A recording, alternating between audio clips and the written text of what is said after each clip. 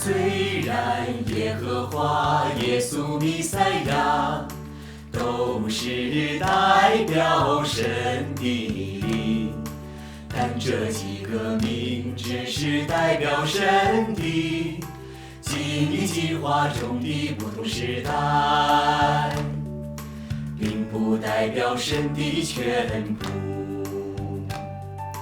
在地之人所称呼的神的名，不能把神的所有心情与所事都说透，只是在不同的时代，对神有不同的称呼。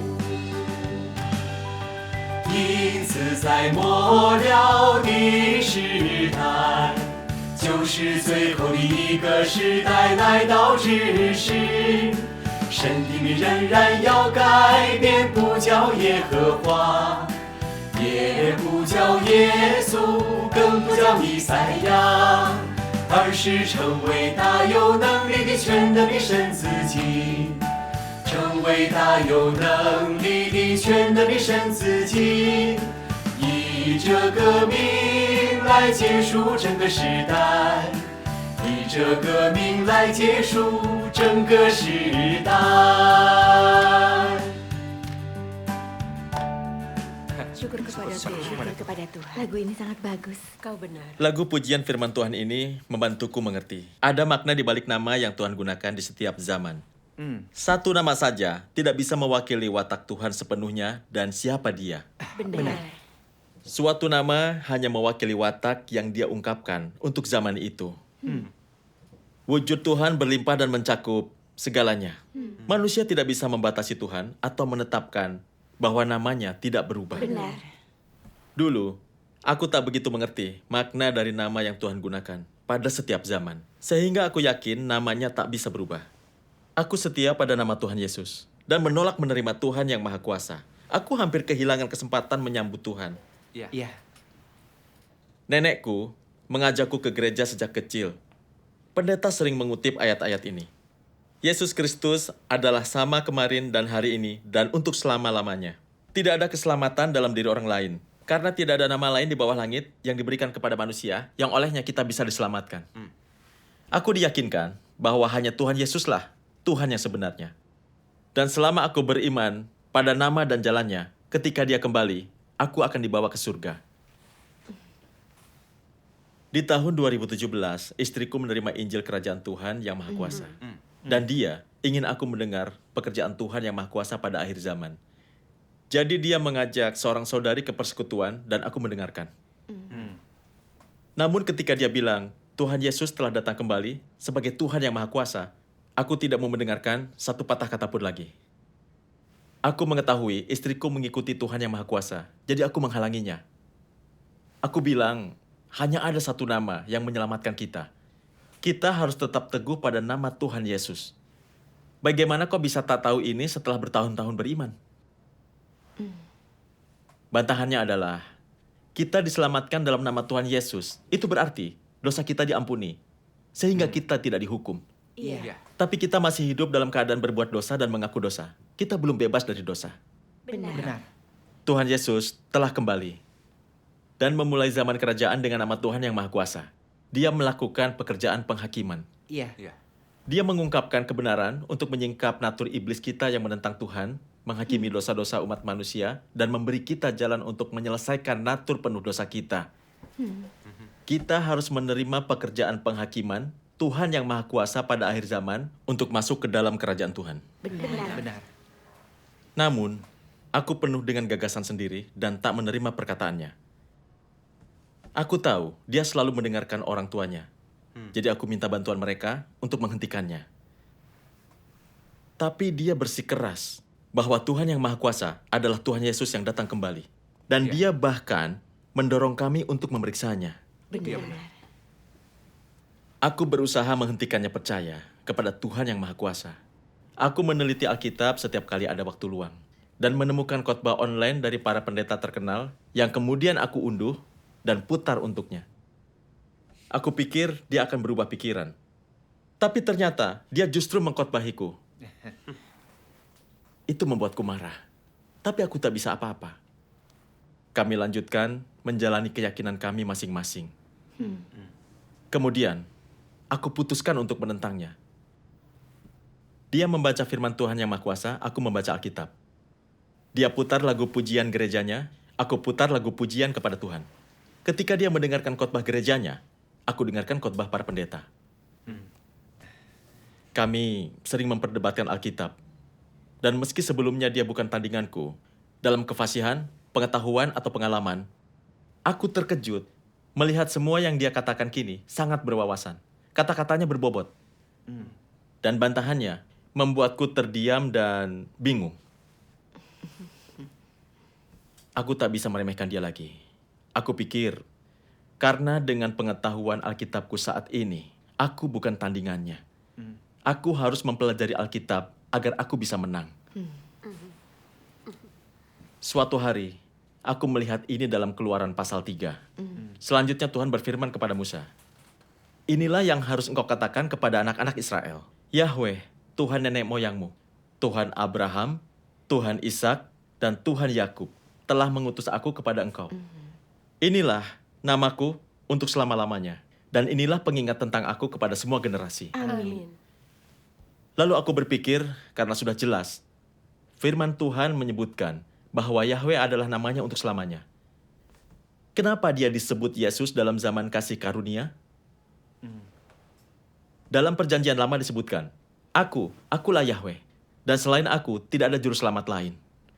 Dalam perjanjian baru, tidak ada keselamatan dalam diri orang lain, karena tidak ada nama lain di bawah langit yang diberikan kepada manusia yang olehnya kita bisa diselamatkan. Apa maksud semua ini? Aku baca ayat ini berulang kali, tapi hanya membuatku semakin bingung. Bukankah Tuhan Yesus juru selamat kita? Benar. Karena Yahweh dan Yesus adalah Tuhan yang sama, kenapa nama mereka berbeda? Apa benar nama Tuhan bisa berubah seperti yang istriku katakan? Melalui debat kami, aku menyadari bahwa pemahaman istriku telah meningkat sejak meyakini Tuhan yang Maha Kuasa. Kata-katanya begitu substantif. Tanpa adanya pekerjaan Roh Kudus, tak ada yang bisa berkembang begitu cepat dengan sendirinya. Iya, benar. Itu sangat benar. Aku mulai bertanya pada diri sendiri. Apa mungkin aku yang salah? Apa Tuhan yang Maha Kuasa benar-benar Tuhan Yesus yang kembali? Apakah kilat dari timur adalah jalan yang benar? Jika memang itu jalan yang benar dan aku menghalangi istriku, bukankah berarti aku menentang Tuhan? Iya. Aku merasa galau. Bagai makan buah si malakama. Aku sangat ingin meluruskan hal ini. Tapi aku tidak rela melepaskan harga diriku dan bertanya kepada istriku. Dalam usaha mencari tahu hal ini, aku mulai mengunjungi dan berlangganan saluran YouTube Gereja Tuhan yang Maha Kuasa, menyelidiki pekerjaan Tuhan yang Maha Kuasa pada akhir zaman. Iya, benar. Suatu hari, kubaca kutipan firman Tuhan, Juru Selamat telah datang kembali di atas awan putih.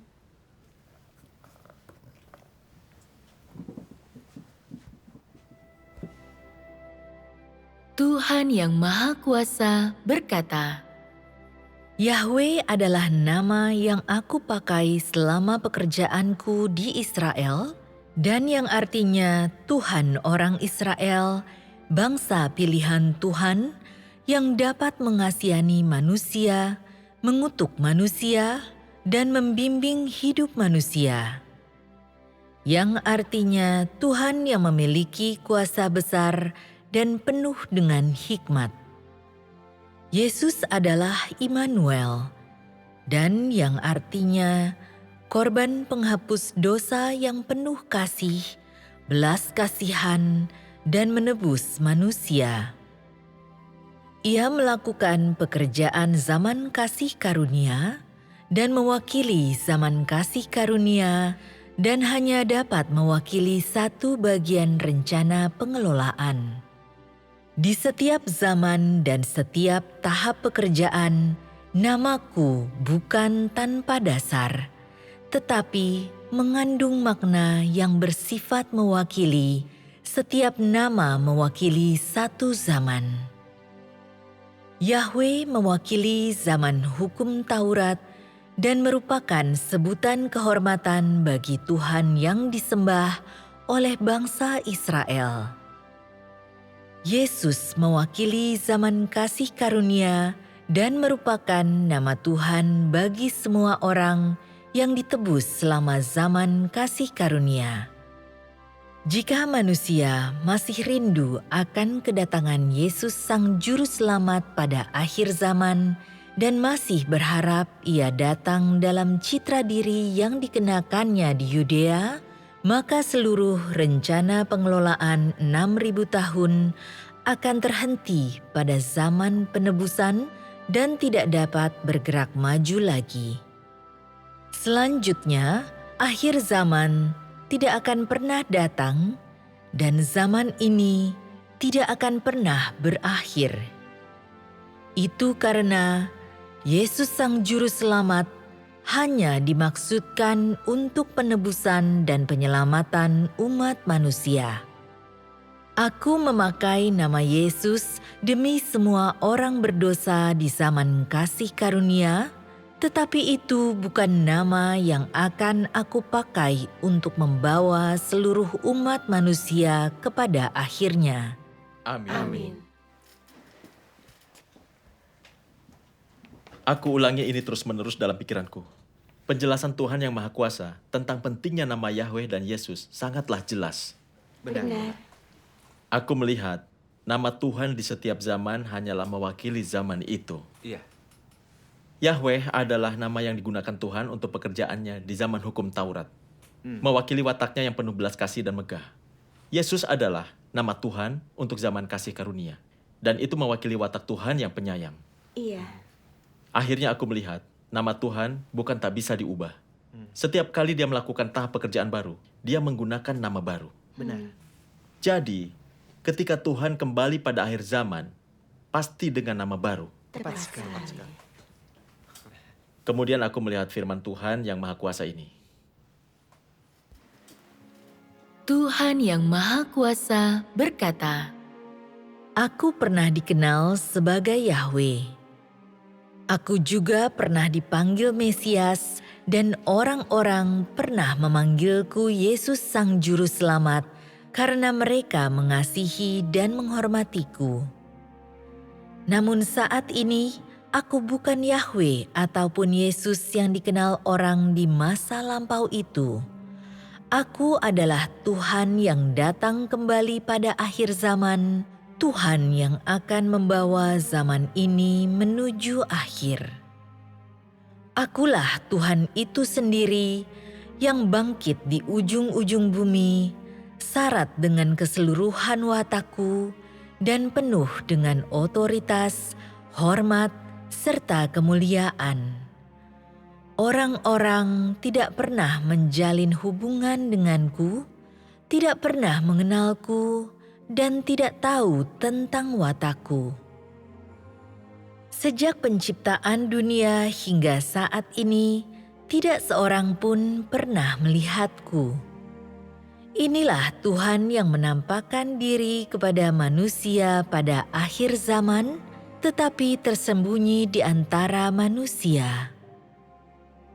Ia berdiam di antara manusia, benar dan nyata, seperti matahari yang menyala-nyala dan lidah api, penuh dengan kuasa dan syarat akan otoritas. Tidak ada satu orang atau perkara pun yang tidak akan dihakimi oleh firman-Ku, dan tidak satu orang atau perkara pun yang akan luput dari pemurnian melalui nyala api. Pada akhirnya, segala bangsa akan diberkati karena firman-Ku dan juga dihancurkan berkeping-keping karena firman-Ku.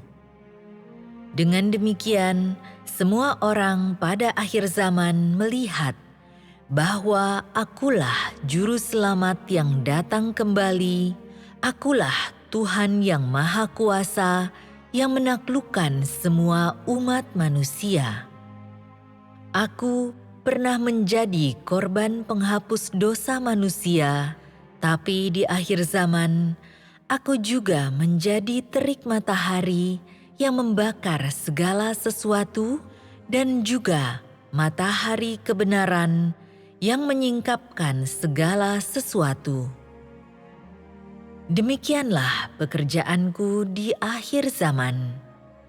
Aku memakai nama ini dan aku penuh dengan watak demikian supaya semua orang dapat melihat bahwa akulah Tuhan yang benar dan matahari yang menyala-nyala dan lidah api. Supaya semua dapat menyembahku, satu-satunya Tuhan yang benar, dan supaya mereka dapat melihat rupaku yang sejati, aku bukan hanya Tuhan orang Israel dan bukan hanya Sang Penebus. Aku adalah Tuhan atas segala ciptaan di seluruh langit dan di seluruh bumi dan di lautan. Amin. Amin. Syukur kepada Tuhan. Syukur kepada Tuhan. Firman ini memiliki otoritas besar. Benar. Setiap katanya mengguncang jiwaku. Ini pasti kata-kata Tuhan sendiri. Siapa lagi yang bisa mengungkap misteri nama-nama Tuhan dengan sejelas itu? Tentu saja. Makin kulihat, makin kurasa bahwa itu adalah suara Tuhan. Aku ingat Yohanes 16 ayat 13. Namun ketika dia, roh kebenaran itu datang, dia akan menuntun engkau sekalian ke dalam seluruh kebenaran. Karena dia tidak akan berbicara tentang dirinya sendiri. Tetapi dia akan menyampaikan segala sesuatu yang telah didengarnya. Dan dia akan menunjukkan hal-hal yang akan datang kepadamu. Amin.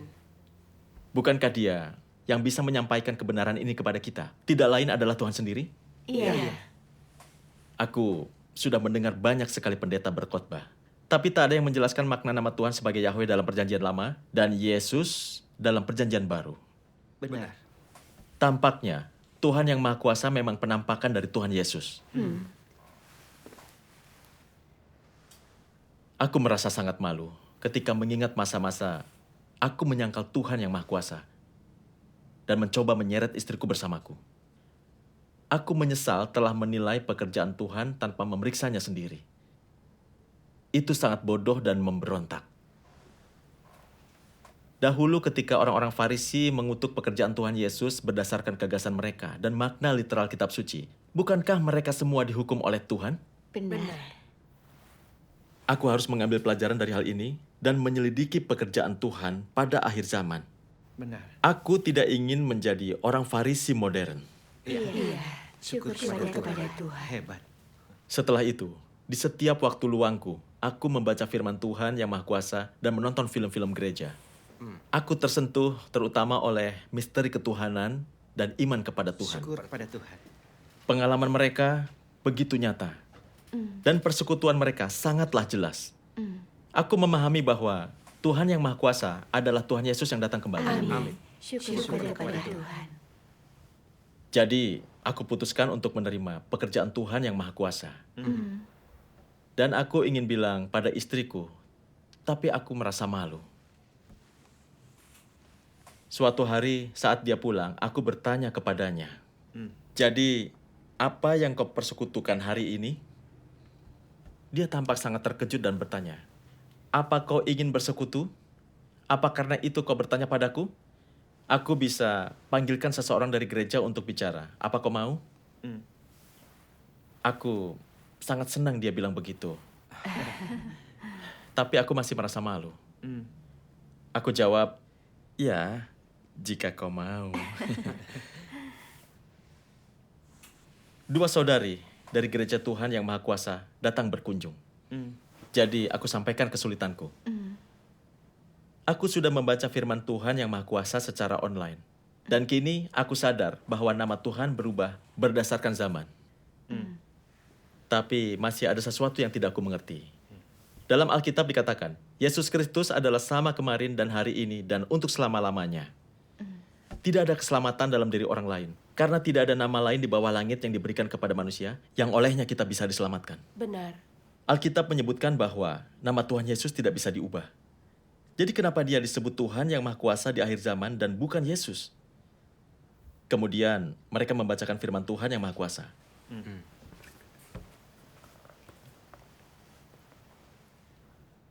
Esensi Tuhan, apa yang dimiliki Tuhan, dan siapa Tuhan tidak akan pernah berubah. Tetapi pekerjaan Tuhan selalu bergerak maju selalu lebih mendalam, karena Tuhan selalu baru dan tidak pernah tua. Di setiap zaman, Tuhan mengenakan nama baru. Di setiap zaman, Dia melakukan pekerjaan baru. Demikian pula di setiap zaman, Tuhan mengizinkan makhluknya melihat kehendaknya yang baru dan wataknya yang baru. Sebagian orang mengatakan bahwa nama Tuhan tidak berubah. Lalu kenapa nama Yahweh berubah menjadi Yesus? Dinubuatkan bahwa Mesias akan datang. Lalu mengapa manusia bernama Yesus yang datang? Mengapa nama Tuhan berubah? Bukankah pekerjaan Tuhan yang itu sudah lama dilakukan? Apakah Tuhan tidak mampu melakukan pekerjaan baru pada zaman sekarang? Pekerjaan masa lampau dapat diubah, dan pekerjaan Yesus dapat menjadi lanjutan dari pekerjaan Yahweh. Lalu tidak bisakah pekerjaan Yesus digantikan dengan pekerjaan lain? Jika nama Yahweh dapat diubah menjadi Yesus, maka tidak bisakah nama Yesus juga diubah? Semuanya ini tidak aneh. Hanya saja manusia yang terlalu bodoh. Tuhan akan tetap menjadi Tuhan. Bagaimanapun pekerjaannya berubah, dan bagaimanapun namanya berubah, watak dan hikmatnya tidak akan pernah berubah. Jika kau percaya Tuhan hanya dapat dipanggil Yesus, pengetahuanmu sangat terbatas. Aku ingin membacanya. Baiklah. Nama Yesus dipakai demi pekerjaan penebusan. Maka akankah dia tetap dipanggil Yesus saat kembali pada akhir zaman? Akankah dia tetap melakukan penebusan? Mengapa Yahweh dan Yesus adalah satu, tetapi dipanggil dengan nama yang berbeda pada zaman yang berbeda? Bukankah karena zaman pekerjaan mereka berbeda? Mungkinkah satu nama merepresentasikan Tuhan seutuhnya? Jika demikian, Tuhan harus dipanggil dengan nama yang berbeda pada zaman yang berbeda. Dan dengan nama itu, dia mengubah dan mewakili zaman tersebut. Karena tak satu nama pun yang sepenuhnya bisa mewakilinya. Dan setiap nama hanya bisa mewakili aspek temporal wataknya pada zaman tertentu. Maka tiada lain kecuali namanya mewakili pekerjaannya. Oleh karena itu, Tuhan dapat memilih nama apapun yang sesuai dengan wataknya untuk seluruh zaman. Amin. Amin. Kemudian salah satu dari mereka menyampaikan ini padaku. Yang dimaksud Tuhan tak pernah berubah adalah watak dan esensinya. Itu bukan mengacu pada namanya. Iya. Pekerjaan Tuhan selalu bergerak maju. Dan Dia memperbarui namanya berdasarkan perubahan zaman. Setiap nama mewakili satu zaman dan satu tahap pekerjaan Tuhan. Yang dimaksud nama Tuhan tidak berubah adalah Dia tak akan berubah selama zaman itu. Jadi selama pekerjaannya di zaman itu belum selesai, namanya tak akan berubah selama zaman itu. Iya. Namun ketika Tuhan memulai pekerjaannya di zaman baru, Dia mengubah namanya berdasarkan pekerjaan barunya. Mengantarkan zaman baru, nama Tuhan mewakili pekerjaan dan wataknya pada zaman tersebut. Pada zaman hukum Taurat, nama Tuhan adalah Yahweh, dan Dia melakukan pekerjaan dengan nama itu. Dia membuat hukum dan perintah untuk membimbing umat manusia, sehingga mereka tahu apa itu dosa dan bagaimana cara menyembah Yahweh, mematuhi hukum dan perintah serta diberkati oleh Tuhan. Iya. Siapapun yang melakukan pelanggaran akan dihukum. Nama Yahweh mewakili kemegahan, kemurkaan, belas kasih, dan kemurkaan dari watak Tuhan pada zaman hukum Taurat. Di akhir dari zaman itu, manusia jadi semakin rusak dan tidak bisa lagi mengikuti hukum. Mereka semua dalam bahaya karena melanggar hukum. Iya. Tuhan menjadi daging berdasarkan rencana pekerjaannya dan kebutuhan manusia yang rusak. Dia memulai zaman kasih karunia dan mengakhiri zaman hukum Taurat menggunakan nama Yesus. Dia menebus umat manusia dan memberi kita jalan pertobatan. Menunjukkan watak penyayang Tuhan dan melimpahkan kasih karunia luar biasa kepada manusia. Syukur kepada Tuhan. Pada akhirnya, Dia disalib untuk menebus dosa-dosa kita. Sejak itu, kita berdoa dalam nama Tuhan Yesus, agar dosa-dosa kita diampuni dan menikmati limpahan rahmat Tuhan. Syukur kepada Amin. Tuhan. Itulah kebenarannya. Nama Yesus mewakili pekerjaan penebusan. Maknanya, korban penghapus dosa yang menebus manusia rusak dengan kasih. Ada makna di balik nama yang dipakai Tuhan untuk masing-masing zaman. Iya. Setiap nama mewakili wataknya dan pekerjaan untuk zaman tersebut. Pekerjaan Tuhan selalu bergerak maju, dan namanya berubah pada setiap tahap pekerjaannya. Pada zaman kasih karunia, jika Tuhan tetap memakai nama Yahweh ketika Dia datang ke bumi, pekerjaannya akan tetap berada pada zaman hukum Taurat. Dan umat manusia tak akan pernah memperoleh penebusan Tuhan. Mereka akan berakhir dengan dihukum karena melanggar hukum. Benar. Pada saat Tuhan kembali, jika Dia tetap dipanggil Yesus, umat manusia tak akan bisa beranjak dari zaman kasih karunia. Kita tak akan pernah terbebas dari dosa, sepenuhnya diselamatkan dan masuk ke kerajaan Tuhan. Iya. Lalu saudari yang lain melanjutkan. Meski Tuhan Yesus mengampuni dosa kita pada zaman kasih karunia, kita semua masih memiliki natur berdosa. Kita congkak, curang dan jahat. Watak rusak kita masih berakar di dalam diri kita. Dan itu membuat kita menentang Tuhan di dalam dosa. Kita hidup dalam keadaan berbuat dosa dan mengaku dosa. Kita belum bisa masuk ke kerajaannya. Benar. Karena Tuhan itu suci, kita tidak pantas masuk ke kerajaannya. Tuhan telah kembali pada akhir zaman dengan nama Tuhan yang Maha Kuasa, memulai zaman kerajaan untuk menyelamatkan umat manusia dari dosa. Dia bilang kini nama Tuhan adalah Tuhan yang Maha Kuasa, menggenapi nubuat. Dia yang menang akan kujadikan pilar di dalam bait suci Tuhanku, dan ia tidak akan keluar lagi.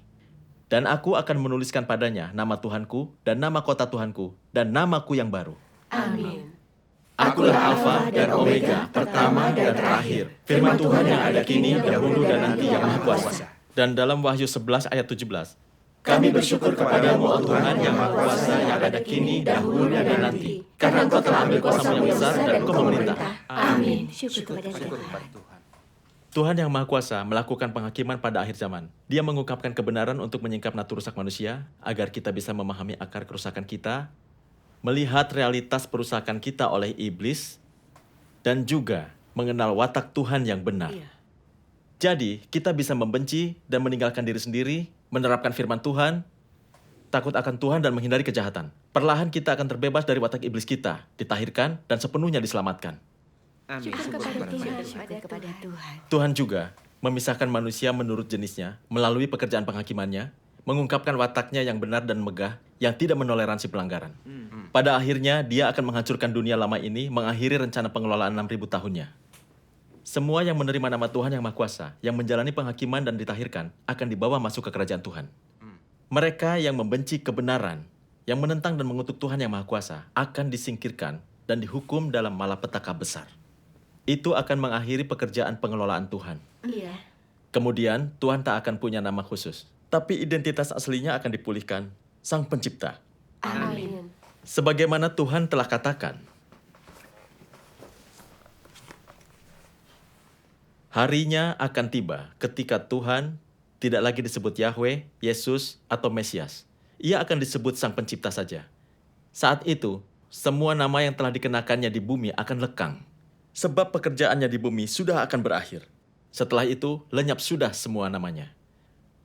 Tatkala segala sesuatu sudah berada di bawah kekuasaan Sang Pencipta, masihkah dia membutuhkan sebuah nama yang sangat tepat tetapi tidak lengkap? Masihkah engkau mencari nama Tuhan saat ini? Masih beranikah engkau berkata bahwa Tuhan hanya disebut Yahweh? Masih beranikah engkau berkata bahwa Tuhan hanya dapat disebut Yesus?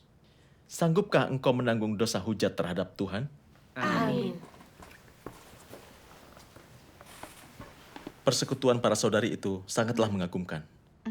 Aku melihat makna di balik nama Tuhan. Iya.